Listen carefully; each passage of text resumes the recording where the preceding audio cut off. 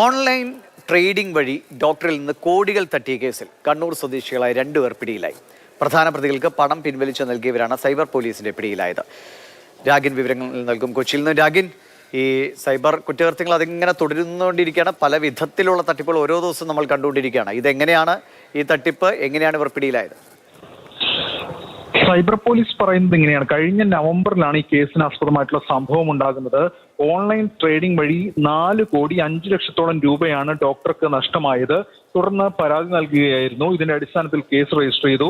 അപ്പോൾ ഈ പണം പോയിരിക്കുന്നത്, തട്ടിയെടുത്ത പണം വിവിധ അക്കൗണ്ടുകളിലേക്കാണ് പോയിരിക്കുന്നത്. രാജ്യത്തെമ്പാടുമുള്ള പശ്ചിമ ബംഗാൾ, ഡൽഹി ഉൾപ്പെടെയുള്ള സ്ഥലങ്ങളിലേക്ക് പണം പോയിട്ടുണ്ട്. ആ തട്ടിച്ച പണത്തിന്റെ ഒരു ഭാഗം ഈ കണ്ണൂർ സ്വദേശികളായിട്ടുള്ളവരുടെ അക്കൗണ്ടിലേക്ക് വന്നിട്ടുണ്ടായിരുന്നു. ഈ കേസിലെ മുഖ്യ പ്രതികളായിട്ടുള്ളവർ ഈ കണ്ണൂർ സ്വദേശികളെ ബന്ധപ്പെടുകയും ഈ അക്കൗണ്ടിൽ നിന്ന് പണം പിൻവലിച്ച് നൽകണമെന്ന് ആവശ്യപ്പെടുകയും ചെയ്തു എന്നാണ് പോലീസ് പറയുന്നത്. ഇതിന്റെ അടിസ്ഥാനത്തിൽ ഇവർ പണം പിൻവലിച്ചിട്ടുണ്ട്. ഈ ഒരു പശ്ചാത്തലത്തിലാണ് ഇവരെ പിടികൂടിയിരിക്കുന്നത്. റാഫി, അതോടൊപ്പം തന്നെ മോസിൽ എന്നാണ് പേര് എന്നതാണ് പോലീസ് സംഘം വ്യക്തമാക്കുന്നത്. വിശദമായി തന്നെ ചോദ്യം ചെയ്യുകയാണ്. ഈ കേസിൽ പ്രധാന പ്രതികളായിട്ടുള്ളവരുണ്ട്. അവരുൾപ്പെടെ പരിശോധിക്കുക അല്ലെങ്കിൽ അവരുൾപ്പെടെ കണ്ടെത്താൻ വേണ്ടിയിട്ടുള്ള ശ്രമം പോലീസ് ഇപ്പോൾ ആരംഭിച്ചിരിക്കുകയാണ്.